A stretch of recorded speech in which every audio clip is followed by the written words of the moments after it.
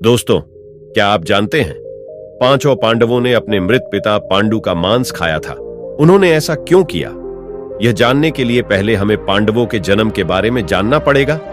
पांडु के 5 पुत्र युधिष्ठिर, भीम, अर्जुन, नकुल और सहदेव थे।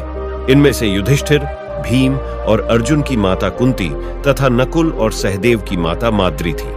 पांडु इन 5 पुत्रों के पिता तो थे, पर इनका जन्म पांडु के वीर्य तथा संभोग से नहीं हुआ था, क्योंकि पांडु को श्राप था कि जैसे ही वो संभोग करेगा उसकी मृत्यु हो जाएगी।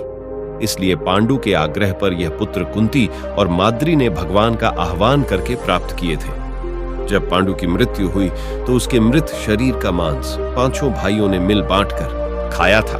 उन्होंने ऐसा इसलिए किया क्योंकि स्वयं पांडु की ऐसी इच्छा थी। चूंकि उसके पुत्र उसके वीर्य से पैदा नहीं हुए थे, इसलिए पांडु का ज्ञान कौशल उसके बच्चों में नहीं आ पाया था। इसलिए उसने अपनी मृत्यु पूर्व ऐसा वरदान मांगा था कि उसके बच्चे उसकी मृत्यु के पश्चात उसके शरीर का मांस मिल बांट कर खा ले, ताकि उसका ज्ञान बच्चों में स्थानांतरित हो जाए।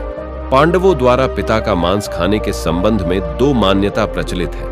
प्रथम मान्यता के अनुसार मांस तो 5 भाइयों ने खाया था, पर सबसे ज्यादा हिस्सा सहदेव ने खाया था।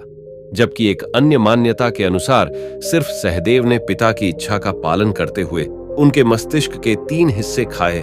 पहले टुकड़े को खाते ही सहदेव को इतिहास का ज्ञान हुआ, दूसरे टुकड़े को खाने पे वर्तमान का और तीसरे टकड्ढे को खाते ही भविष्य का ज्ञान हुआ।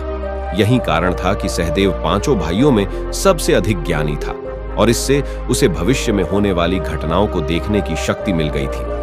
शास्त्रों के अनुसार श्री कृष्ण के अलावा वो एकमात्र शख्स सहदेव ही था जिसे भविष्य में होने वाले महाभारत के युद्ध के बारे में संपूर्ण बातें पता थी। श्री कृष्ण को डर था कि कहीं सहदेव यह सब बातें औरों को न बता दे, इसलिए श्री कृष्ण ने सहदेव को श्राप दिया था कि यदि उसने ऐसा किया तो उसकी मृत्यु हो जाएगी।